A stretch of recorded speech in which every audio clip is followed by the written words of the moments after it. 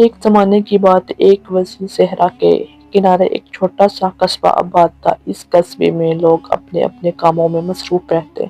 کوئی تاجر تھا، کوئی کسان، کوئی مزدور، مگر ان سب کے درمیان ایک شخص ایسا بھی تھا جس کا نہ کوئی گھر تھا، نہ مال و دولت، نہ خاندان۔ لوگ اسے درویش کے نام سے جانتے تھے۔ یہ درویش بظاہر بہت سادہ زندگی گزارتا تھا۔ اس کے پاس صرف ایک پوسیدہ چادر، ایک ٹوٹا ہوا پیالہ اور ایک لکڑی کی لاٹھی تھی۔ وہ دن بھر کبھی مسجد کے صحن میں بیٹھا رہتا، کبھی کسی درخت کے سائے میں ذکر کرتا اور کبھی خاموشی سے لوگوں کو گزرتا دیکھتا رہتا۔ لوگ اسے دیکھ کر کہتے تھے، یہ تو بس ایک فقیر ہے، اس کی قسمت میں کیا رکھا ہے۔ مگر درویش کے دل میں ایک عجیب سکون تھا، ایسا سکون جو امیروں کے محلوں میں بھی نہ تھا۔ قصبے میں ایک مرتبہ شدید قحط پڑا، بارشیں رک گئی، کھیت سوکھ گئے، اناج نایاب ہو گیا۔ لوگ ایک دوسرے سے لڑنے لگے، دلوں میں لالچ اور خوف بس گیا، مگر درویش اسی طرح خاموشی سے اللہ پر بھروسہ کیے بیٹھا رہا۔ ایک دن ایک امیر آدمی جس کا نام حارث تھا، درویش کے پاس آیا اور طنزیہ انداز میں بولا، اے درویش، تو بڑا اللہ والا بندہ ہے، بتا اس قحط میں تیرا اللہ تجھے کیا دے گا؟ درویش نے مسکرا کر جواب دیا، جو وہ بہتر سمجھے گا وہی دے گا، کبھی بھوک، کبھی صبر اور کبھی شکر۔ حارث ہنس پڑا اور چلا گیا۔ اسی رات درویش نے شدید بھوک میں سجدے میں سر رکھا اور آہستہ سے کہا، اے میرے اللہ، میں نے تجھ سے دنیا نہیں مانگی، بس اپنے فیصلے پر راضی رہنے کا حوصلہ دے دے۔ کچھ دن بعد ایک عجیب واقعہ پیش آیا۔ قصبے کے قریب سے گزرنے والا ایک قافلہ راستہ بھٹک گیا۔ قافلے کا سردار زخمی تھا اور باقی لوگ پریشان تھے۔ درویش نے انہیں دیکھا تو فوراً مدد کے لیے آگے بڑھا۔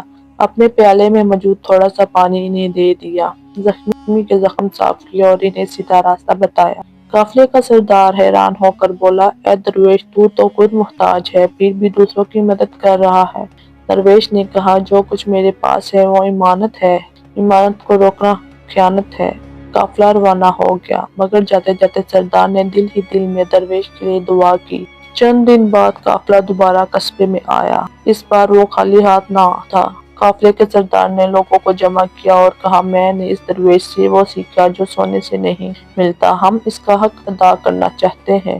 انہوں نے درویش کے قدموں میں سونے کے سکے رکھ دیے۔ پورا قصبہ حیران رہ گیا۔ وہی لوگ جو کل تک درویش کو فقیر کہتے تھے، آج اس کی عزت کرنے لگے۔ مگر درویش نے وہ سونا لینے سے انکار کر دیا اور کہا، اگر یہ میرے لیے ہے تو میں اسے اللہ کی راہ میں بانٹ دوں گا۔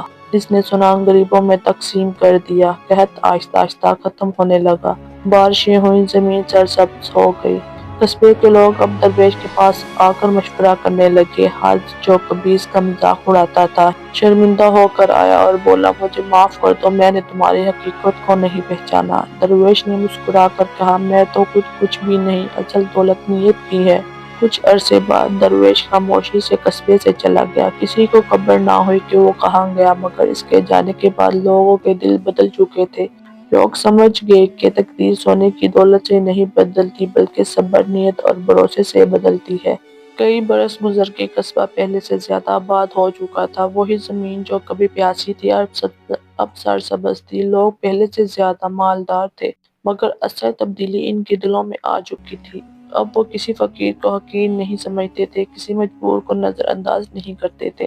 اکثر راتوں میں جب مسجد کے صحن میں ہوا سرسراہٹ کرتی، کچھ بوڑھے لوگ کہتے، یہ وہی جگہ ہے جہاں درویش بیٹھا کرتا تھا۔ کچھ کہتے وہ اللہ کا ولی تھا، کچھ کہتے وہ بس ایک عام انسان تھا، مگر حقیقت یہ تھی کہ وہ ایک یاد بن چکا تھا، ایسی یاد جو انسان کو انسان بنا دیتی ہے۔ ایک دن ایک مسافر قصبے میں آیا۔ اس نے لوگوں سے پوچھا، یہاں کبھی کوئی درویش رہا کرتا تھا؟ ایک بزرگ نے جواب دیا، ہاں، وہ ہمیں یہ سکھا گیا کہ اللہ کو پا لینے والا کبھی کھوتا نہیں، چاہے دنیا اسے کچھ نہ دے۔ مسافر مسکرایا، اپنی لاٹھی سنبھالی اور قصبے سے نکل گیا۔ کچھ لوگوں کو یوں لگا جیسے انہوں نے وہی آنکھیں دوبارہ دیکھ لی ہوں، وہی سکون، وہی خاموشی۔ مگر اب کسی نے آواز نہ دی، کیونکہ جو سمجھ گئے تھے ان کے لیے درویش کبھی گیا ہی نہیں تھا۔ وہ ہر اس دل میں زندہ تھا جہاں صبر تھا، جہاں نیت صاف تھی اور جہاں اللہ پر بھروسہ تھا، اور یہی ایک درویش کی اصل حقیقت تھی۔